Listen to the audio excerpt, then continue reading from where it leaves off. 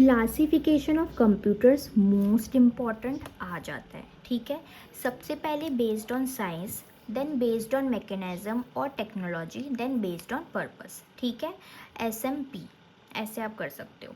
Based on size में हमारे super computer आते हैं, मेन फ्रेम कंप्यूटर आते हैं, मिनी कंप्यूटर आता है, माइक्रो कंप्यूटर, एम्बेडेड कंप्यूटर। ठीक है, बेस्ड ऑन मैकेनिज्म या टेक्नोलॉजी, ठीक है, analogue computer, digital computer, hybrid computer. Based on purpose, general purpose, special purpose. ठीक है, सो बेस्ड ऑन साइज में सबसे पहले हम देखते हैं सुपर कंप्यूटर्स। ठीक है, सुपर कंप्यूटर्स नाम ही सुपर है। सुपरमैन कैसा होता है, बहुत पावरफुल होता है, तो सुपर कंप्यूटर भी बहुत पावरफुल कंप्यूटर होता है। किन टर्म्स में, प्रोसेसिंग पावर, पावर को प्रोसेस करने में। ठीक है, ये एक्सट्रीमली यूज़ होते हैं कॉम्प्लेक्स मैथमेटिकल कैलकुलेशन के लिए या फिर टास्क करने के लिए, जिनमें हमें मैसिव डेटा, बहुत हद से ज़्यादा डेटा की ज़रूरत होती है। ठीक है, ये processing capabilities like weather forecasting, natural phenomena, ठीक है, ये प्रोसेस करता है कैपेबिलिटी, जैसे कि हमारा वेदर फोरकास्टिंग करना, नेचुरल फिनोमेना को देखना, जो अर्थक्वेक वगैरह उसको, तो इन सब के लिए यूज़ होता है। Characteristics, high performance and memory system होता है इसका। ठीक है, ये बिलियन और इवन ट्रिलियन कैलकुलेशन को भी पर सेकेंड्स में कर सकता है, चुटकियों में कर सकता है।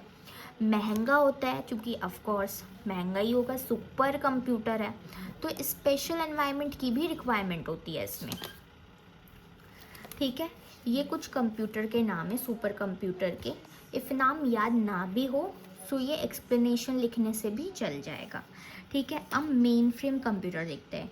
ये बड़े होते हैं, लार्ज होते हैं और पावरफुल कंप्यूटर होते हैं ये भी। ठीक है, ये इसलिए डिज़ाइन किए जाते हैं ताकि हम हैंडल और प्रोसेस कर सके वास्ट अमाउंट ऑफ डेटा को क्विकली, ज़्यादा से ज़्यादा डेटा को हम जल्दी से प्रोसेस कर सके। ठीक है, ये यूज़ करते हैं लार्ज ऑर्गेनाइजेशन, ठीक है, जैसे कि बैंक्स हो गए, इंश्योरेंस कंपनी हो गई, गवर्नमेंट इंस्टीट्यूशन हो गया, टास्क करने के लिए।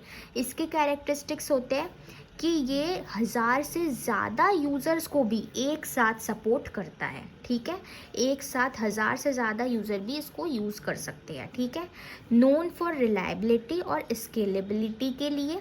ये एनवायरनमेंट में जो ऑपरेट करता है, जहाँ पे वैसा एनवायरनमेंट जहाँ पे हाई सिक्योरिटी की ज़रूरत है, तो हाई सिक्योरिटी वाला एनवायरनमेंट ज़्यादा ज़रूरी होता है मेन फ्रेम कंप्यूटर के लिए। ठीक है, ये इसका नाम है मिनी कंप्यूटर। मिनी कंप्यूटर को हम मिड रेंज कंप्यूटर भी कहते हैं।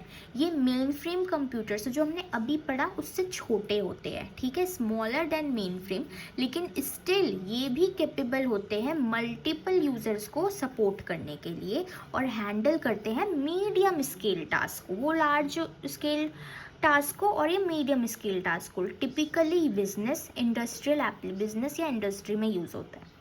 तो लेस पावरफुल होता है मेन फ्रेम कंप्यूटर से, लेकिन स्टिल कैपेबल होता है कि ये भी बहुत सारे फंक्शंस रन कर सकता है। ठीक है, मीडियम साइज ऑर्गेनाइजेशन नाम से ही, ठीक है, मीडियम साइज ऑर्गेनाइजेशन में यूज़ होता है, फिर रिसर्च लैब्स में यूज़ होता है। सपोर्ट कर सकता है 100 से कम 100 यूज़र्स को एक बारी में। ठीक है, वो 1000 से ज़्यादा और ये 100 तक आराम से कर सकता है। ये इसका नाम है डिजिटल इक्विपमेंट कॉरपोरेशन।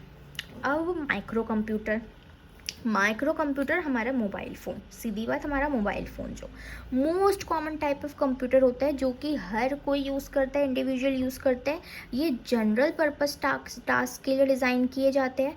ठीक है, जैसे कि इंटरनेट को ब्राउज़ करना, इंटरनेट चलाना, वर्ड प्रोसेसिंग करना, गेमिंग करना या फिर अदर पर्सनल वर्क XYZ। ये बेस्ड ऑन होते हैं माइक्रो प्रोसेसर। ठीक है, माइक्रो कंप्यूटर है तो बेस्ड होते हैं माइक्रो प्रोसेसर पे। कैरेक्टरिस्टिक्स, टिपिकली छोटा होता है, मतलब जो हमारा फ़ोन का साइज़ होता है वही, और अफोर्डेबल होता है, लोग खरीद सकते हैं, यूज़र फ्रेंडली होता है, हर कोई यूज़ कर सकता है। घरों में भी पाया जाता है, स्कूल में भी पाया जाता है, कॉलेज में भी पाया जाता है, ऑफिस में भी पाया जाता है। Example laptop, smartphone, tablet. अब एम्बेडेड कंप्यूटर, ये स्पेशलाइज्ड कंप्यूटर होते हैं। एम्बेडेड मतलब स्पेशलाइज्ड कंप्यूटर जो कि डिज़ाइन किए जाते हैं कि स्पेसिफिक टास्क करने के लिए। ये कंप्यूटर टिपिकली नहीं देखे जाते एज सेपरेट यूनिट्स, यानी कि कोई अलग से ऐसा नहीं बोलते कि ये एम्बेडेड कंप्यूटर रखा है, नहीं, ये सेपरेट यूनिट्स में नहीं आता है, लेकिन इंटीग्रल पार्ट होता है हर एक ऑब्जेक्ट का इंटीग्रल पार्ट होता है, इंपॉर्टेंट पार्ट होता है। फ्रॉम हाउस होल्ड्स, घरों में भी होता है, अप्लायंसेस में होता है, इंडस्ट्रियल मशीन्स में भी होता है, ठीक है। कैरेक्टरिस्टिक्स फोकस करता है स्पेसिफिक फंक्शंस में, commonly used in devices that required real time processing, जिसमें रियल टाइम प्रोसेसिंग रिक्वायरमेंट होती है, उसमें ज़्यादा यूज होता है, जैसे कि हमारे smart TV, washing machines, microwave ovens, ठीक है। तो हमारे एम्बेडेड कंप्यूटर्स। अब बेस्ड ऑन मैकेनिज्म और टेक्नोलॉजी, सबसे पहले analogue computer, then digital computer and हमारा हाइब्रिड। एनालॉग देखते हैं। एनालॉग का मतलब होता है कंटिन्यूस चेंजेबल इन क्वांटिटी, यानी कि कंटिन्यूसली क्वांटिटी में चेंज आना। आपने डायनेमिक वर्ड सुना है तो उससे एनालॉग याद रख लो। तो एनालॉग का मतलब होता है कंटिन्यूसली एक क्वांटिटी में चेंज आते रहना, ठीक है।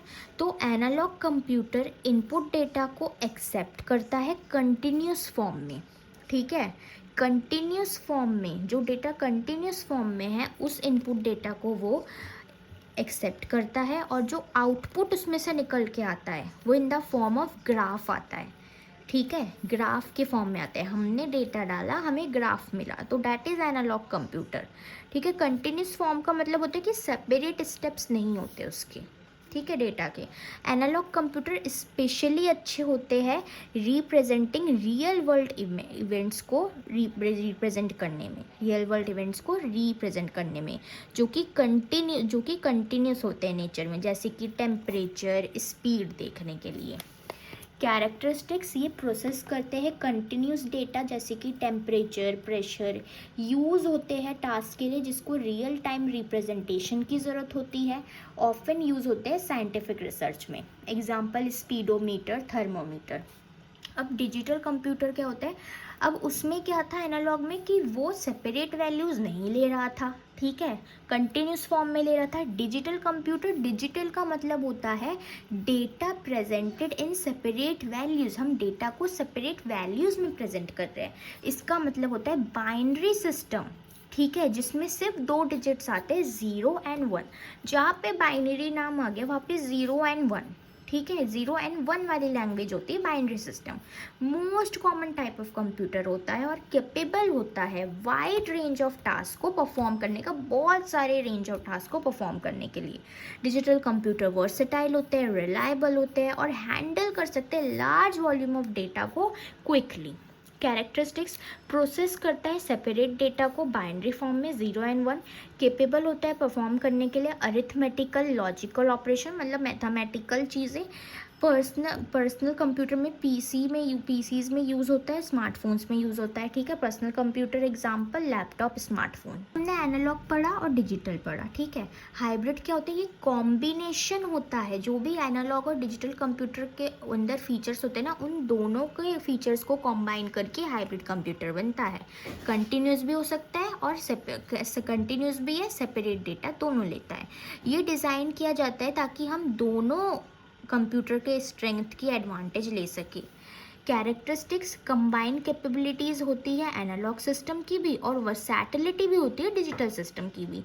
ये स्पेशलाइज्ड एप्लीकेशन में यूज़ होता है that require both type of data, जिनको दोनों टाइप की डेटा की रिक्वायरमेंट होती है। एग्जाम्पल हॉस्पिटल है, पेशेंट मॉनिटरिंग सिस्टम है जो कि हार्ट रेट को मेजर करता है। अब हार्ट रेट क्या है, कंटिन्यूस फॉर्म में आती है, एनालॉग में आती है। एनालॉग मतलब कंटिन्यूस फॉर्म में डेटा आ रहा है, हार्ट रेट कंटिन्यूस फॉर्म में आ रही है, एंड स्टोर्स डेटा डिजिटली, और बाइनरी फॉर्म में वो डेटा को स्टोर करता है, डिजिटली स्टोर करता है, ठीक है। अब based on purpose, general purpose, ठीक है। कंप्यूटर डिज़ाइन किया जाता है बहुत सारे वाइड रेंज ऑफ टास्क को परफॉर्म करने के लिए जनरली, ठीक है, बाय रनिंग डिफरेंट प्रोग्राम्स, और अलग अलग प्रोग्राम को रन करने के लिए।